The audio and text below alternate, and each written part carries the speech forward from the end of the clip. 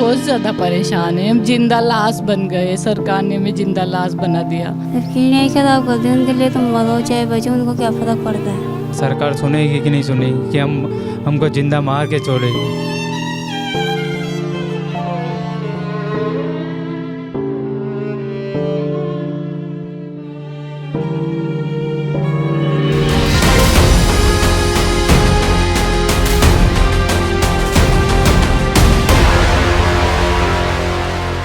राजस्थान में प्रसूताओं की मौत की जो कहानी है वो कोटा ले आई है, और जो हम आपको बताते आ रहे हैं कि असंवेदनहीनता और इस पूरे मामले में जो लापरवाहियां बरती गई है, उस सिस्टम से जूझ रहा है एक परिवार।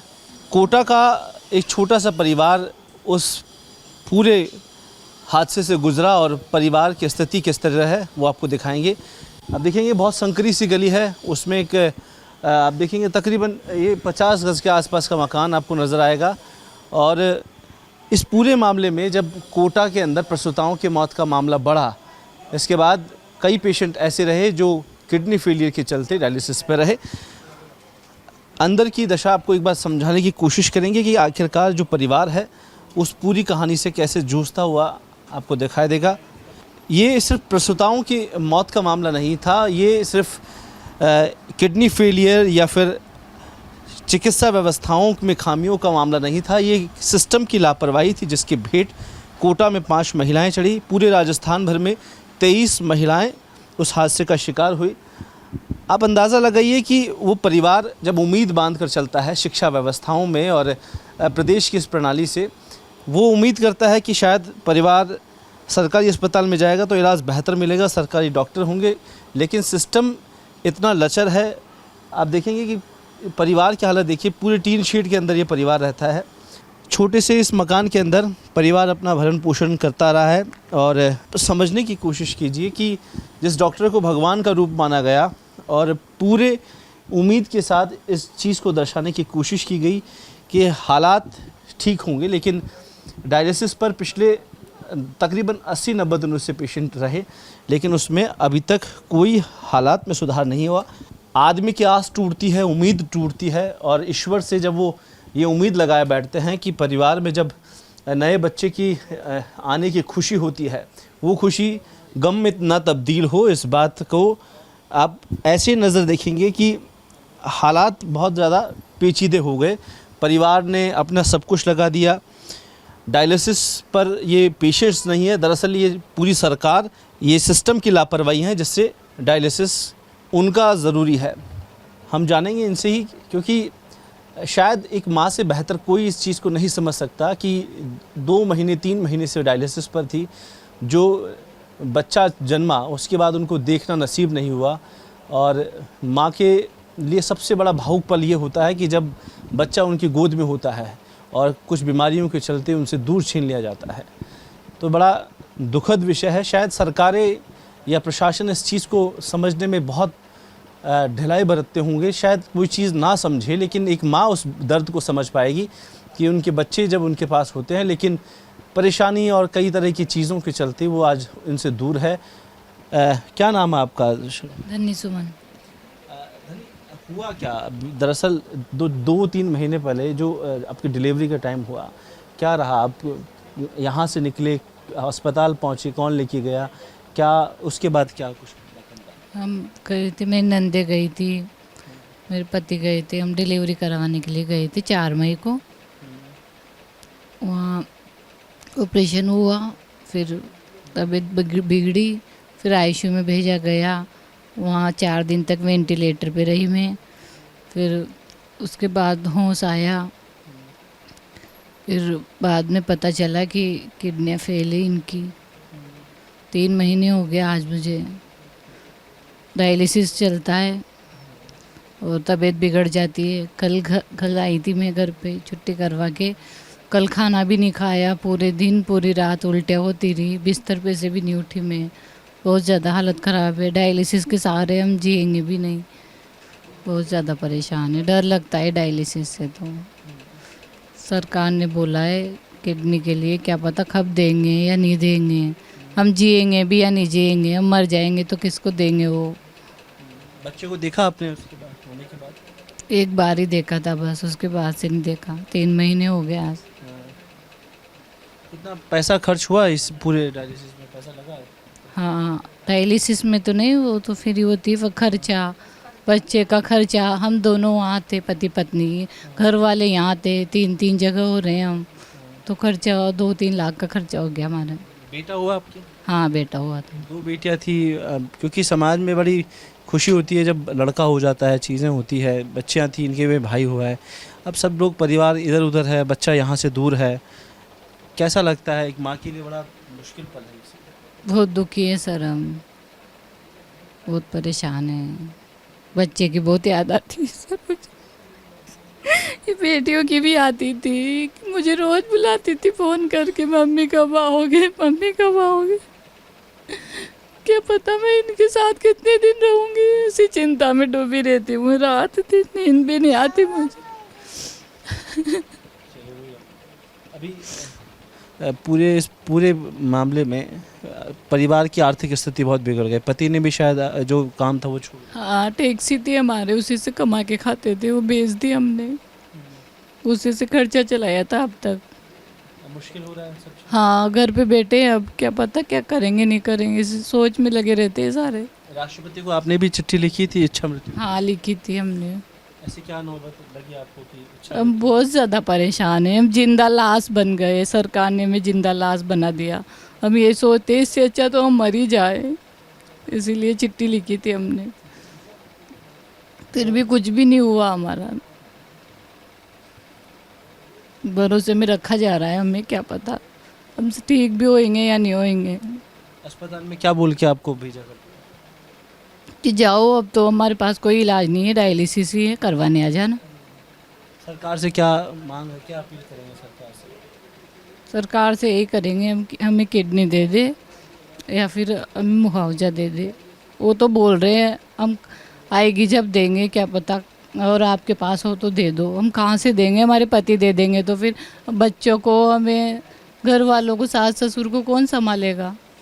बच्चे को नहीं देखे अब, क्योंकि डायलिसिस होते हैं रोज़, ये चीज़ें हैं, रोज़ जाना पड़ेगा, मुश्किल वक्त भी है। क्योंकि किडनियाँ जब ख़राब होती है इंसान का और शरीर भी टूटता है। छोटा बच्चा आपका, तो उसको ढंग से आपने दुलारा भी नहीं किया? हाँ, नहीं दुलारा। महीने में 10 दिन हॉस्पिटल रहूँगी, बच्चे को कौन संभालेगा, कैसे लाएंगे यहाँ? बहुत परेशानी है सर। धनी देवी, इसकी हालत आप समझ सकते हैं कि परिवार इन हालातों से जूझ रहा है कि एक और आर्थिक तंगी है, दूसरी ओर परिवार में खुशी भी है कि बेटा आया है। लेकिन जब बेटा जन्मा उस दौरान माँ के लिए एक बड़ा गम का विषय भी है कि उनकी दोनों किडनियाँ ख़राब हो गई। परिवार खुशी मनाए या गम मनाए, ये बड़ा संशय है। परिवार के बीच में कई तरह की परेशानियाँ हैं। मासूम देखेंगे आप, इनकी आंखों में आंसू है और बड़े चाव से है कि इनके छोटे भाई घर में आए हैं, लेकिन माँ और बच्चे में बड़ी दूरी हो गई। एक सिस्टम की लापरवाहियाँ, ड्रग्स ऐसे सप्लाई चेन इतनी ख़राब राजस्थान सिस्टम की कि महिलाओं को गलत तरह की दवाइयाँ चढ़ा दी गई। उसके बाद किडनी फेलियर हुआ। सरकार इन तमाम दावों को दूर हटते हुए अपनी बात करती है, लेकिन ना तो मुआवजा इनको मिला है, परिवार के सुध लेने के लिए कोई अधिकारी, प्रशासनिक अधिकारी बात नहीं करता है। और आप समझेंगे कि जो डायलिसिस वाली दिक्कत है वो कोई आसान नहीं है। परिवार उस चीज़ से जूझ रहा है। आप सोचिए कि बारिश का दौर है, ये टीन शीट्स में रहते हैं, हालत इतनी ख़राब है कि ऊपर न पक्का मकान है न छत है, और पूरा एक परिवार जो कहीं ना कहीं इस पूरे हादसे को ये उभर नहीं पाएंगे। और धनी की सास हमारे साथ में मौजूद है। आपसे बात हुई थी जब अस्पताल में ये गए थे, क्या बात हुई थी? इधर आइए। ऑपरेशन हुआ था, रात को डिलीवरी हुई, सुबह इसकी हालत बिगड़ गई। इसके बाद में रात को 11 बजे इसको वेंटिलेटर पे पहुंचा दिया। बस जब से 5 दिन में इसको होश आया।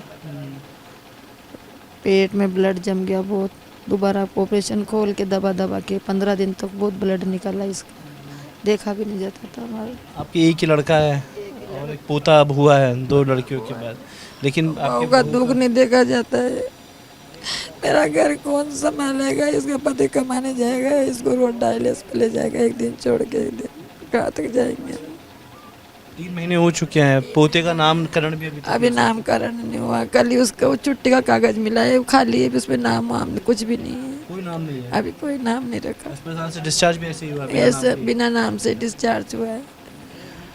आप भी मार रही है, कितना मुश्किल होता है माँ से बहुत बच्चों को बहुत दूर रखना। बहुत इनके इसके बजाय हमार हो जाता कुछ, वो मर जाते, मैं मर जाती, पर ये बढ़िया रहते। 2 छोटी बच्चियां 2 छोटी बच्चियां हैं, वो लड़का है, वो बुआ के पास है। अब उसको लेके आएंगे। अब ये माँ तो वहाँ डायलिस पे जाएगी, एक दिन तो इसकी तबीयत खराब रहेगी, दूसरे दिन 12 बजे जाके थोड़ी सही होएगी ये, तो बच्चे को भी खिला नहीं पाएगी, हाथ ही काम नहीं करते हैं उसके, अभी बच्चे को तो उठा ही नहीं पाएगी, वो दूध पिला नहीं सकती हो। क्या सरकार से क्या मांग, क्योंकि इन्होंने तो इच्छा मृत्यु जाहिर कर दी, ऐसे में कोई मिलने आया है, किसी ने कुछ आपकी बात सुनी? किसी ने भी नहीं सुनी, मिलने सब आए वहाँ पर, सब देख देख के हाथ जोड़ जोड़ के सब निकल गए, किसी को कोई मतलब नहीं है हमारे से। किसी ने वहाँ एक वक्त की रोटी की भी नहीं पूछा, हम भूखे हैं, प्यासे हैं, क्या खा रहे हैं, क्या खा रहे हैं। फिर गाड़ी बेचनी पड़ी, हमारे पास पैसा होता तो हम मकान नहीं बना लेते, रोज़ कमाते, रोज़ खाता, टैक्सी पति क्या करते हैं? चलाते। वो पति तो बीमार रहते हैं, उनकी 2-3 हज़ार महीने की दवाएँ आती है। बेटा भी अब गाड़ी अभी गाड़ी छोड़ सका, अब कल से आया, कल से घर में बैठा है वो। कल संडे है, परसों डायलिस पे लेके जाएगा वापस। डायलिस पे ले जाने वाला भी कोई दूसरा नहीं है। मैं समझती नहीं हूँ, मशीन बंद हो जाए, कुछ हो जाए, इसको ठंड लगती है, उल्टियाँ होती है, चक्कर आते हैं, बीपी बढ़ जाता है वहाँ पर। ये धन्नी की सास है और इस पूरे मामले को समझिए कि ये पूरा जो मामला है वो बड़ा संवेदनशील हो चुका है। धन्नी के जो पति है हमारे साथ मौजूद है। एक बड़ा सवाल है कि जब अस्पताल में वो थे, आपको क्या बताया गया अस्पताल से? एक्चुअल में जब हालत बिगड़ी, क्या बता दी? हमें कुछ नहीं बताया गया था। जब 4 मई को डिलीवरी हुई थी तो 5 तारीख तक तो हम केवल जांचों के नाम पे घूमते रहे। 5 तारीख को लेट नाइट जाकर के इनको नेफ्रोलॉजी वार्ड में शिफ्ट किया। हमें तो 6 तारीख को सुबह न्यूज़ से ही पता चला कि इनकी दोनों किडनियाँ फेल हो चुकी हैं। तब तक तो हमें पता ही नहीं था कि इनकी किडनियाँ फेल है। उस समय कितनी वार्ड में महिलाएं थी जिनके साथ ऐसा हुआ? हाँ, तकरीबन इतना आइडिया तो नहीं, पर 11-12 तो रही होंगी, मतलब जिनकी एक साथ ऐसी बीमारी हुई? हाँ, मतलब कुछ यहाँ थी, कुछ जेके लोन में थी, कुछ मेडिकल कॉलेज में और कुछ गवर्नमेंट हॉस्पिटल है जेके लोन, वहाँ पे थी जी। उसके बाद फिर क्या बच्चे का आपने लिया? बच्चे को फिर कहाँ शिफ्ट करना पड़ा? भाई 4 तारीख को हम गए थे, तो तब ये स्वस्थ थी बिल्कुल। शाम को तकरीबन 4-5 बजे करीब इसकी डिलीवरी हुई थी। तो जब ऑपरेशन थिएटर से निकली थी तो जच्चा बच्चा दोनों नॉर्मल थे। मैंने बात भी की, गायनिक वार्ड में शिफ्ट भी किया। फिर लेट नाइट 4 तारीख को, मतलब 4 तारीख निकल चुकी थी, लेट नाइट 5 तारीख को सुबह अर्ली मॉर्निंग इसकी ब्लीडिंग होने लग गई थी। तो मम्मी ने बताया डॉक्टर को, स्टाफ को, तो उन्होंने इतना कोई ध्यान दिया नहीं। कपड़े वगैरह चेंज कर दिए थे, ड्रेसिंग कर दी थी। लेकिन फिर थोड़ी देर बाद फिर ब्लीडिंग चालू हुई, ब्लीडिंग रुकी नहीं। तो आनन फानन में फिर से ऑपरेशन थिएटर में लेके गए। फिर स्टाफ से संभला नहीं तो डॉक्टर आए, दोबारा ऑपरेशन हुआ इसका। ऑपरेशन होने के बाद से वापस गायनिक वार्ड में शिफ्ट किया।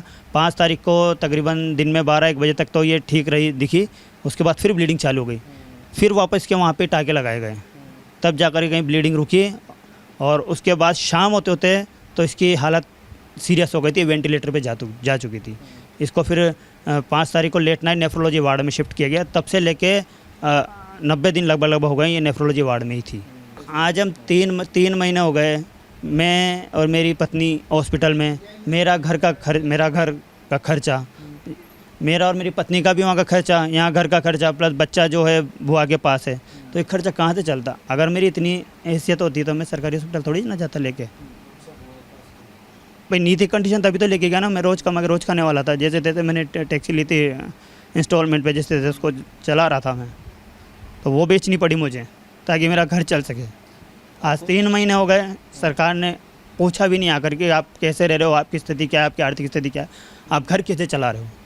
आपको बेटा हुआ था, लगभग सब खुशी मनाते हैं, बेटा हुआ है, सब चीज़ें हैं, लेकिन दूसरी तरफ पत्नी के साथ ये इतना हो जाता है। परिवार इन परिस्थितियों से कैसे जूझ पा रहा है? क्या गुजरा है?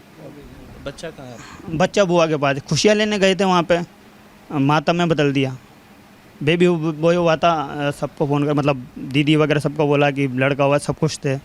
लेकिन वो खुशियाँ अगले 24 घंटे भी नहीं रही, मातम में बदल गई। तब से बच्चा बुआ के पास ही है, क्योंकि ये खुद को नहीं संभाल पा रही, बच्चे को कहाँ से संभालेगी। तो बच्चा बुआ के पास है। और फिर 90 दिन होने को आए, कहाँ तक वहाँ रहते हैं। अब कोई नामकरण नहीं अभी तक? अभी तक नामकरण नहीं किया, अस्पताल में भी बिना नाम के? बिना नाम के रहे। बेबी, हाँ, बेबी ऑफ धन्नी नाम से उसको जब अभी एडमिट कराया था, कुछ समय पहले उसको क्या नाम से फिट्स दौरे आने लग गए थे, तो वहीं मेडिकल कॉलेज में भर्ती कराया था उसे। तो डॉक्टरों ने बोला कि कैल्शियम की कमी है, माँ का दूध मिल नहीं रहा, तो प्रॉपर कैल्शियम मिला नहीं इसको, इसकी वजह से दिमाग तक है जो कैल्शियम नहीं जा पाया। आगे कैसे चलाओगे सब चीज़ें? बड़ी मुश्किल। अब सर अभी तो ऐसा कुछ नहीं पता, अभी तो लेके आया हूँ, अभी तो टैक्सी थी जो तो बेच दी, तो अभी तो कुछ नहीं पता कि क्या करूँगा क्या नहीं करूँगा। कोई आया मिलने, किसी ने कोई सहायता की, कोई थोड़ी बहुत भी उम्मीद है? नहीं नहीं, अभी तक किसी ने भी नहीं। जी, उन्होंने तो कुछ नहीं, आए थे तो बोला था कि भाई हम आपका केडेबर करके कोई संस्था होती है, तो हम रजिस्ट्रेशन कर देंगे आपका, तो 90 दिन होते हैं आपका रजिस्ट्रेशन हो जाएगा, तो जैसे ही डोनर अवेलेबल होगा हम आपका ट्रांसप्लांट कर देंगे, 5 में से जिसका भी ब्लड ग्रुप मिलेगा। पर समय सीमा तय नहीं की। हमने पूछा कितना समय, कि वो समय हम नहीं बता सकते, 6 महीने भी लग जाएँ, साल भी लग जाए, 2 साल भी लग जाए, 6 साल भी लग जाए। अब ये साल 2 साल अगर ये बोल रहे हैं, ये साल 2 साल जी भी पाएगी कि नहीं पाएगी, फिर ट्रांसप्लांट किसका करोगे आप? भाई एक समय सीमा तो तय करो ना आप। ना आपने हमारी आर्थिक मदद की, ना आपने ट्रांसप्लांट किया। अब इन्होंने मुआवजे के लिए बोला कि मुआवजा का प्रावधान तो मृतकों के लिए है, तो फिर क्या इनके मरने का वेट करें तब आप मुआवजा दोगे हमें, तब हमारी सहायता करने आओगे आप? यहाँ पे माननीय लोकसभा स्पीकर हैं, इतने बड़े पद पे हैं, यहीं के निवासी हैं। मिलना है कोई? नहीं, यहाँ के एमएलए साहब संदीप शर्मा पूछने भी नहीं आए, बस आईसीयू में आए थे तो बस खाली आश्वासन देकर आए। नेता तो इतने आए, संदीप शर्मा जी आए, एमएलए, ऊर्जा मंत्री आए, शिक्षा मंत्री आए, लेकिन सब सिर्फ आश्वासन ही देके गए हैं। किसी ने आके दोबारा नहीं पूछा कि आप कैसे रह रहे हो, आपकी आर्थिक स्थिति क्या है, आपको क्या चाहिए, ये किसी ने नहीं पूछा। बस आए उस टाइम को और आश्वासन देकर फोटो खिंचा के चले गए उस टाइम। बताइए कैसी हालत में आई थी? दुरुस्त पैदल चलती नाचती आई थी या बीमारों में? नाचते कैसे आएगी सर? नाचते हुए प्रेग्नेंट महिला कैसे आएगी सर? सर आप ये कैसे कह रहे हो कि नाचते आएगी नहीं आएगी? आप ये कैसे कह सकते हैं सर? नहीं सर, एक मिनट सर, आपने ये स्टेटमेंट दिया है अभी। अगर श्री अब आ जाते 2 दिन के बाद, बाकी सब ब्रेक के बाद, ब्रेक के बाद, ब्रेक के बाद क्या होता है? ब्रेक के बाद मौत आएगी।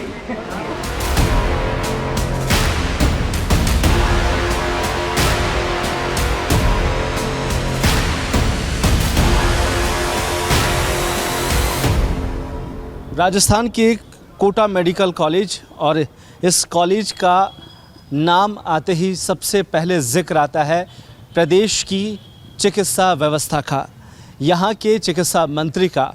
वो एक दृश्य, वो एक वाक़या जहाँ पर वो ठाके लगाते हैं और ये कहते हैं कि प्रस्तुताएँ नाचती गाती आई थी। आप अंदाज़ा लगाइए कि एक ऐसे बेशर्म शिक्षा मंत्री और चिकित्सा मंत्री जिसे लेकर कई सवाल खड़े हुए, कोटा शहर के अंदर 5 प्रसूताओं की मौत हुई, उस मार्मिक दृश्य के बावजूद कोटा के अंदर अब तक चिकित्सा मंत्री की ओर से कोई सहायता नहीं हुई है। आप सोचिए कि इस मेडिकल कॉलेज के अंदर 5 प्रसूताएं अब भी अपना डायलिसिस करा रही है, वो सिर्फ़ और सिर्फ सिस्टम की लापरवाही और सिस्टम की उस गलती का हर्जाना भुगत रही है।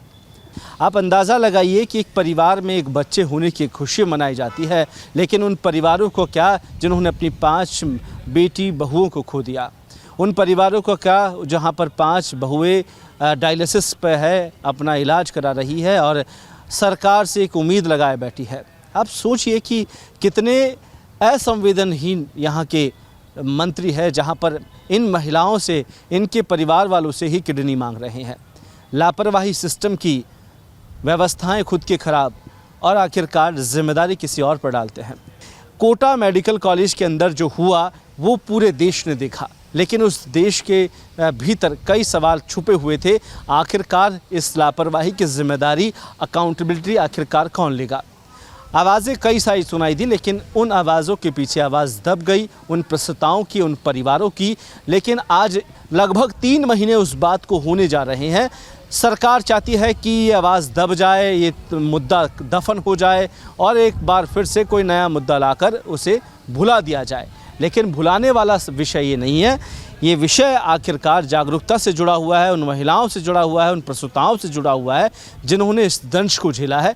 इसी मेडिकल वार्ड के अंदर, इसी मेडिकल कॉलेज के अंदर वो प्रसूताएँ भर्ती है जो डायलिसिस से जूझ रही है।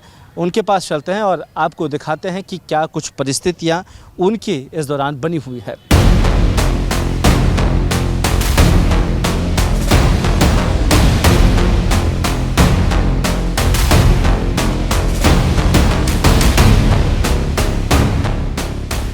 बड़ा मार्मिक दृश्य है कि महिलाएं जब गर्भवती होती है, माँ बनने की खुशी उनके जहन में होती है, पूरे परिवार में खुशी की लहर होती है, लेकिन इस खुशी को सरकारी सिस्टम ने या लचर व्यवस्था ने मातम में बदल दिया। आप सोचिए कि कुछ महिलाएं ऐसी भी है जो पहली बार माँ बनी है, कुछ महिलाएं ऐसी है जो 2 बार माँ बनी है, लेकिन उस माँ के दर्द को क्या कि 9 महीने उसने पेट में रखा, उसके बाद वो डायलिसिस का दर्द सह रही है, लेकिन अब तक उनके इलाज में किसी तरीके का कोई सामर्थ्य सरकार में नज़र नहीं आता। जहां उनकी गोद में बच्चा होना चाहिए लेकिन बच्चा ना होकर वो अस्पताल के दर की ठोकरें खा रही है। एक लंबा समय इन्हें हो चुका है, इन्हीं अस्पतालों के बेड पर वो जाती है, 2-3 दिन बाद में डायलिसिस होता है, फिर आकर इसी बेड पर लेट जाती है। परिवार आर्थिक स्थिति से भी परेशान है, मानसिक स्थिति से भी परेशान है, और जो बच्चे इनको हुए हैं वो अपनी माँ को तरस रहे हैं। क्या नाम है आपका? सुशीला है सर। सुशीला जी, क्या हुआ, कितने दिन हुआ आपकी प्रेगनेंसी, बच्चा कब हुआ, क्या उस दिन क्या 3 महीने हुए सर, लड़का हुआ था। पहला बच्चा आपका? नहीं, 3 लड़कियों के बाद लड़का था। लड़कियों के बाद? हाँ, तो 3 तारीख नहीं आ गई थी मैं यहाँ पर डली हुई घर पर से। फिर क्या हुआ उसके बाद? उसके बाद 1 बजे आके शाम तक 6 बजे डिलीवरी, बच्चा भी हुआ है। तो उस 3-4 थैली पेशाब आ गया। उसके बाद तो चुना जी पे बंद हो गया, रात भर में पेशाब हुआ, 5 तो फिर हालत ही बहुत हो गई। वहाँ पर से फिर इसमें कंधा दी और पाता है तो चाहता है उसको। वो बच्चा को भी चने जी दिक्कत आ रही है, मन्ने जी ने कोई गारंटी नहीं है, वो भी बढ़ती हो रहा है पुराने बिल्डिंग में। उसे भी एडमिट किया है? हाँ, उसे भी ऐसे बने। उसको भी चने जी, उसकी चने उल्टी करता है सर, वो दूध पीता है। माँ का दूध पीता है वो? पीते नहीं, पाउडर का पिलाते हैं उसको दूध। तो यहाँ पर घर पे से मेरी मम्मी के पास रहे तो वो तो उल्टी करता है, ऊपर का दूध पीता है। परिवार की स्थिति कैसी है, आर्थिक कैसी है? परिवार की तो ये बस 3 लड़कियाँ हूँ, मैं हूँ, ये पति है मेरा, बस बेलदारी करते हैं। राष्ट्रपति को आपने भी चिट्ठी लिखी है? अच्छा। हाँ, तो कुछ भी जवाब नहीं है वहाँ से, तो बस। सुशीला के पति भी हमारे साथ है। क्या परेशानी क्या है, डॉक्टर्स क्या कहते हैं, क्या इस समाधान क्या है? डॉक्टर साहब कहते हैं 6 महीने लग जाए, 6 साल भी लग जाए और 3 महीने भी लग जाए। भाई तुम डायलिसिस अगर तुम किडनी देते हो तो हम किडनी हम ट्रांसफर हम कर देंगे। किडनी किससे मांगते हैं? आपसे? हमसे मांगते हैं। लापरवाही तो उनकी है ना, उनको जिम्मेदारी लेनी चाहिए। वो कोई जिम्मेदारी नहीं ले रहे इस चीज़ की, वो तो हमारे पर तुम किडनी दे तो कल ही डाल देंगे हम तो, और किडनी में डालने में तो वो संभर थे। और सबको परेशानी है, परेशानी में तो बहुत भयंकर परेशान हो रहे हैं हम तो। 2-3 महीने हो गए मुझे, 3 महीने से बहुत परेशान हूँ। बाकी क्या करें, अब क्या करते हैं? मजदूरी करता हूँ, मजदूरी तो सब छूट रही पड़ी है। लाख रुपये माते कर लिए ले के, और से ला रहा हूँ माते को इधर उधर ला लोगे। बेटा हुआ आपको तो बड़ी खुशी भी हुई? हाँ, खुशी हुई भी, बाकी बहुत बड़ा गम भी हो गया ये इतना बड़ा गम कर दिया डॉक्टरों ने। जब मैं परेशान हूँ, मैंने कभी ज़िंदगी में देखा नहीं ऐसा काम। बच्चा अभी कैसी स्थिति में? बच्चा के अभी उधर वो एडमिट करा रखा है, उल्टी करता है। अब डॉक्टर लोग बोलते हैं इसको वो ऑपरेशन हो सकता है, बच्चे का ऑपरेशन होगा। किस चीज़ का ऑपरेशन होगा? बोली ओटी आई है इसके अंदर, बच्चे के अंदर ओटी आई है जो ऑपरेशन होगा उसका। बच्चे का कोई वजन नहीं बढ़ पा रहा, कोई ताकत नहीं बढ़ रही, बच्चे ऐसे ही हो गया जब से 3 महीने से। बड़ा भयावह दृश्य है कि अस्पताल के अंदर महिलाएं इलाज के लिए आती है, गलत इंजेक्शन डॉक्टर्स लगाते हैं, किडनियां ख़राब होती है, किडनियां भी इन्हीं के परिवार के लोगों से मांगी जाती है। अब स्थिति ये है कि माँ और बच्चा दोनों एक ही अस्पताल में भर्ती है, पति बीच में झूल रखे हैं कि किसको आखिरकार संभाले, बच्चे को संभाले, पत्नी को संभाले या खुद को संभाले। आप सोचिए कि एक समस्या का समाधान सरकार के पास नहीं है। एक बेशर्मी वाली पूरा समय हो चुका है कि इस पर कोई कुछ बोलने को नहीं तैयार है। एक और पेशेंट है पिंकी। कहाँ से है पिंकी आप? किशोरपुरा सुल्तान के पे सुल्तान। टाइम हो गया आपको यहाँ पर? 3 महीने। आप सब लोग एक ही साथ आए थे? 8 मई को। लगभग सभी जो यहाँ एडमिट है सभी लोग? हाँ सभी एक साथ ही आए थे। आपको क्या परेशानी बताई डॉक्टर? क्या बताइए, यही पेपरों में पानी भरा है, किडनियाँ खराब है, पेशाब नहीं आता। बच्चा है आपके पहले? 2 लड़कियाँ हैं, उसके बाद लड़का हुआ था। बच्चा कैसा भी आपको? बच्चा नहीं बचा। नहीं बचा। उसी दौरान जब आपको दिक्कत हुई उसके बाद ये स्थिति हुई? हाँ। अब आपके साथ कैसी परेशानी है? डायलिसिस हो रहा है रोज? एक दिन छोड़ के एक दिन होता है डायलिसिस, और ये बोलते हैं कि छुट्टी करा लो, घर पे चल जाओ, डायलिसिस कराना है। 60 किलोमीटर दूर है यहाँ से घर, वहाँ से कैसे आएंगे?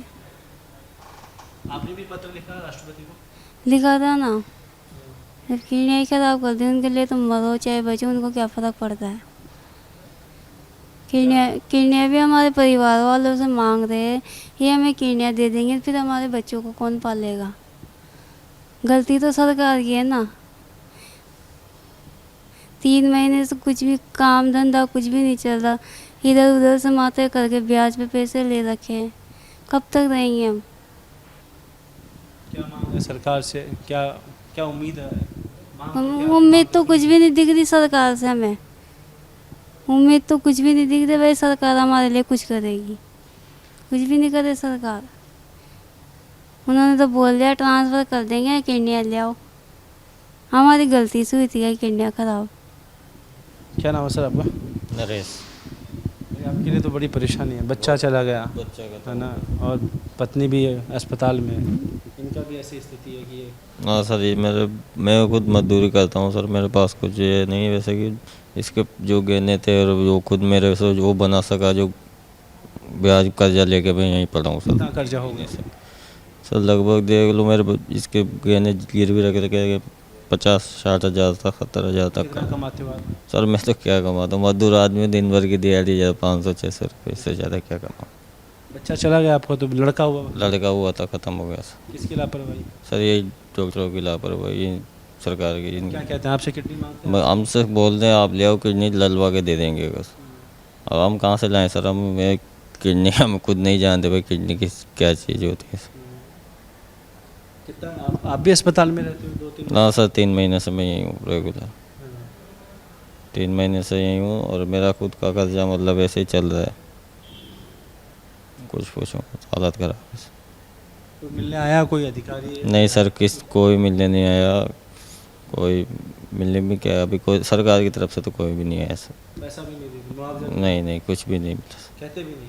कहता नहीं, बात ही नहीं चलती सर। कोई मतलब बात क्या, कोई आए तो बोले कुछ, तो वो ही नहीं है अभी तक। कुछ कोई आता ही नहीं तो क्या बोलेंगे। तो बड़ा स्थिति को आप गंभीरता समझिए कि एक सिस्टम इतना फेलियर है कि कितना कोशिश करी है और कितनी चीज़ें हैं। एक माँ यहाँ रहती है, उसका बच्चा ख़त्म हो जाता है, वो अस्पताल के इस बेड पर लेटी हुई है और सिस्टम हंसता है।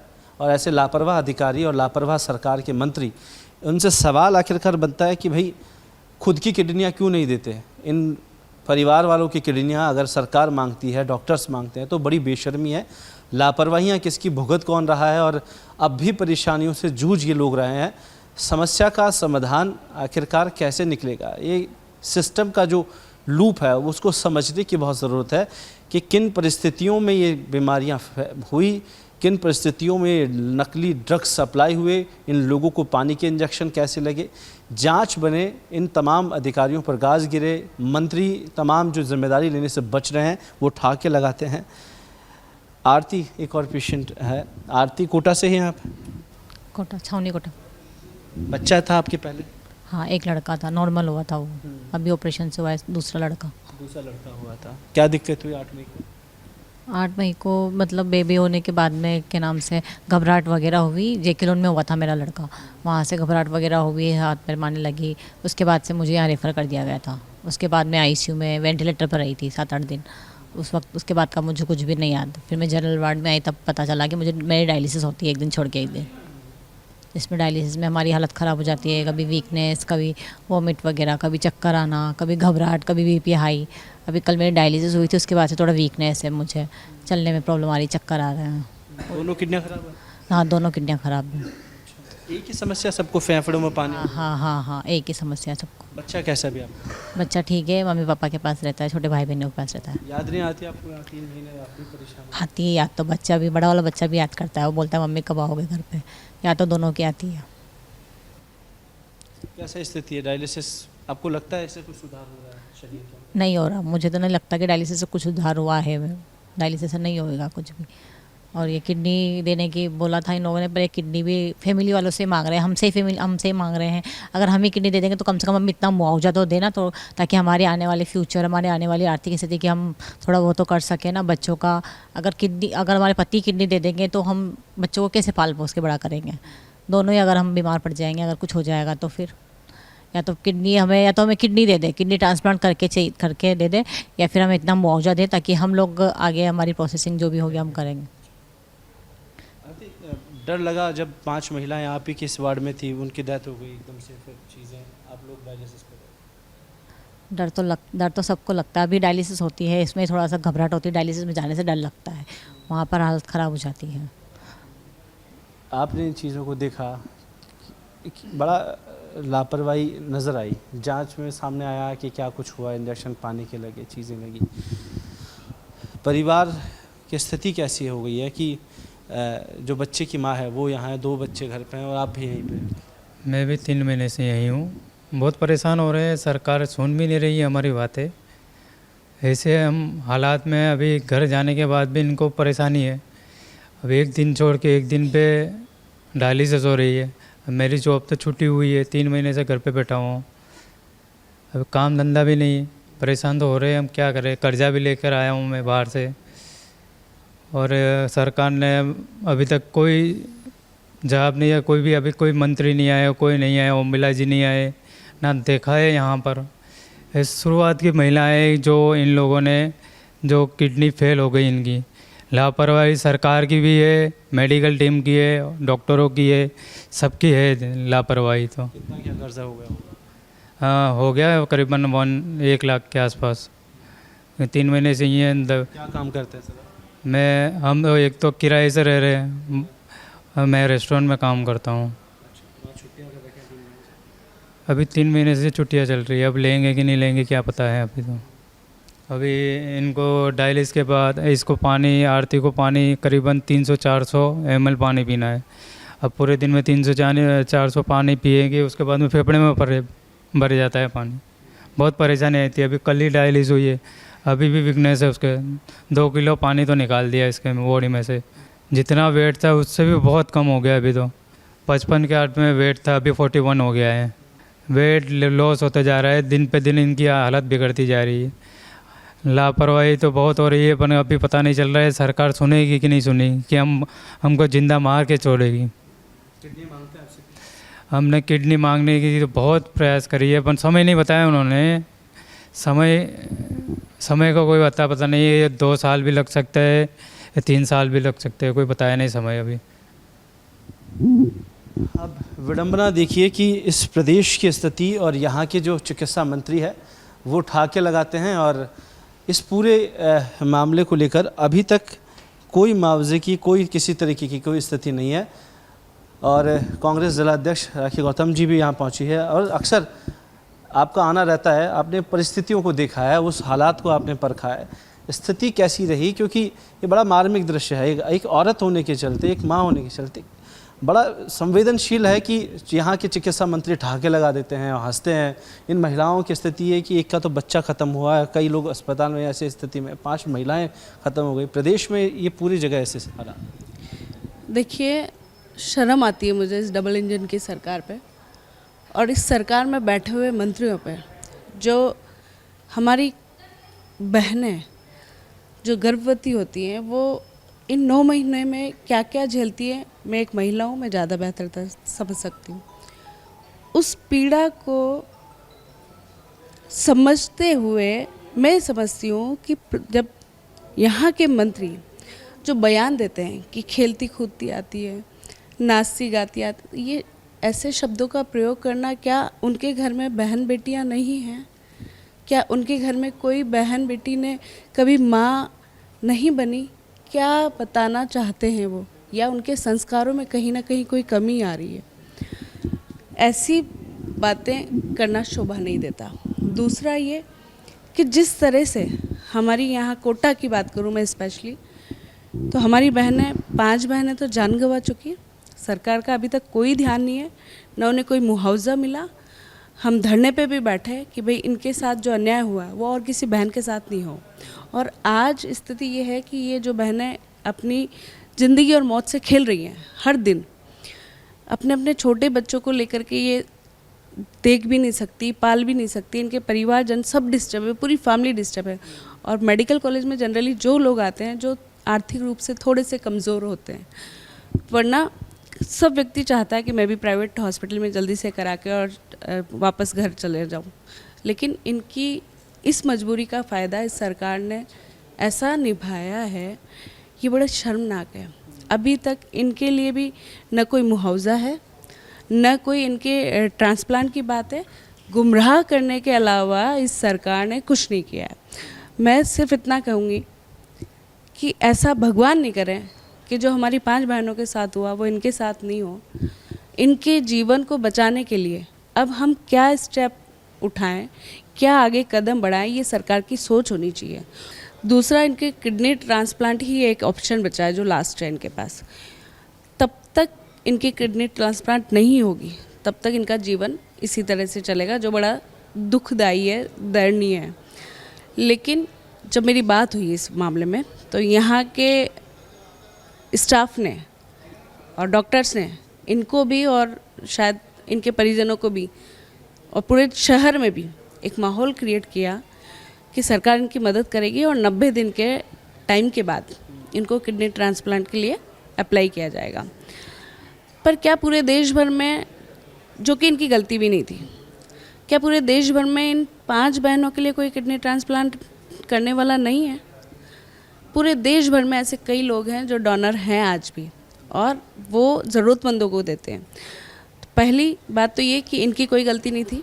ये सरकार में बैठे हुए डॉक्टर्स, मैं इसीलिए आरोप लगा रही हूँ कि उनकी गलती है, सरकार की गलती है कि उन्होंने जांचा क्यों नहीं, जो दवाई लगी।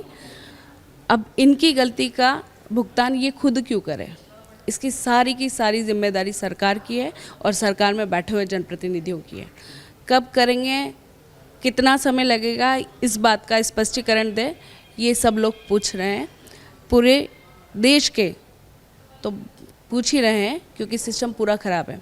साथ में हमारे कोटा शहर के लोग भी पूछ रहे हैं क्या गरीबी में मेडिकल कॉलेज में आकर के इलाज कराना उनके लिए पाप है? यदि ये पाप है तो इनसे हो गया, ये किसका पाप है और किसके माथे मंडा जा रहा है, ये स्पष्ट करें।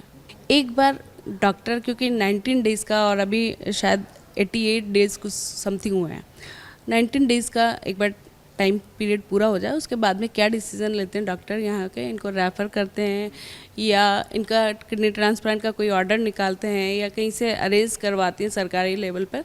नहीं होता है तो मैं खुद एक बार लेटर भी लिखूँगी यहाँ के मुख्यमंत्री के नाम, और उसके बाद में वो क्या डिसीज़न लेते हैं। नहीं होता है तो हम सब मिलके जितनी मदद कर पाएंगे वो करेंगे।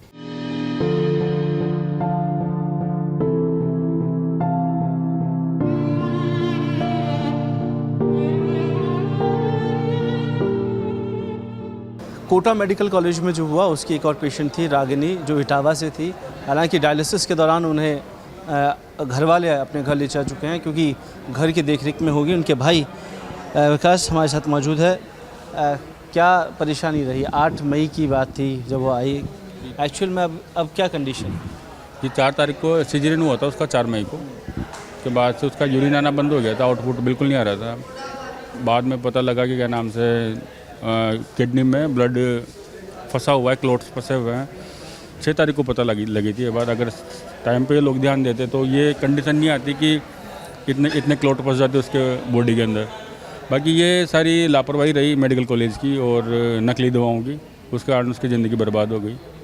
अब ये मेडिकल कॉलेज बोल रहे हैं, प्रशासन बोल रहा है क्या नाम से 90 दिन बाद रजिस्ट्रेशन करेंगे, उसके बाद इनको किडनी ट्रांसप्लांट करवाएंगे। उम्मीद है कि ये लोग जल्द ही करवा दें ताकि उनका जीवन बचाया जा सके, अदरवाइज़ वो डायलिसिस पे तो नहीं चल पाएगी। जैसे अभी उनकी स्थिति, वास्तविक स्थिति बनी हुई है तो सर्वाइव नहीं कर सकती, वो 2-3 महीने भी सर्वाइव नहीं कर पाएगी।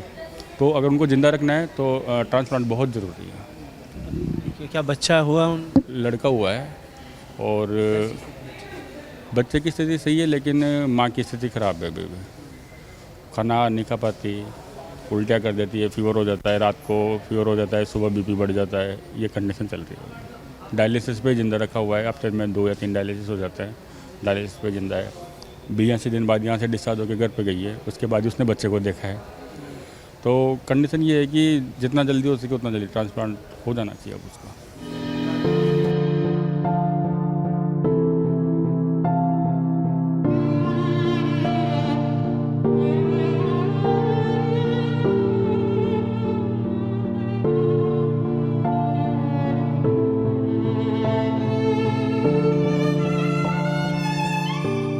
ये राजस्थान का दृश्य है जहां पर मातृशक्ति की बात करने वाली, नारी शक्ति की बात करने वाली बीजेपी सरकार आंखें मूंद कर बैठी है।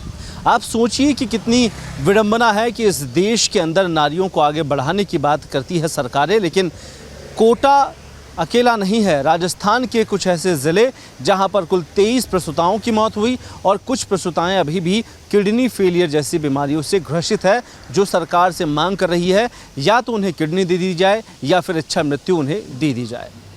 संवेदनशील सरकार के दावे करने वाली भजनलाल सरकार से ये सवाल ज़रूर है कि आखिरकार इन महिलाओं का दोष क्या है, इन परिवारों का दोष क्या है और उन बच्चों का दोष क्या है जो जन्म होते ही अपनी माँ का आसरा खो चुके हैं।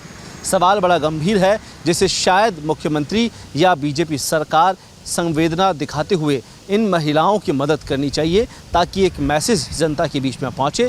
लेकिन जिस तरीके के ठाके लगाए गए, जिस तरीके से बातें की गई, बड़ा सोचने का विषय है कि एक और महिलाओं ने अस्पताल के अंदर दम तोड़ा और दूसरी तरफ अस्पताल प्रशासन, इस खेमे के मंत्री ठाके लगाते हुए दिखाई देते हैं। इस बेशर्मी का जवाब आखिरकार इन परिवारों को, इन महिलाओं को कौन देगा? कैमरा पर्सन त्रिलोक के साथ कुलदीप, रिपोर्ट भारत, कोटा।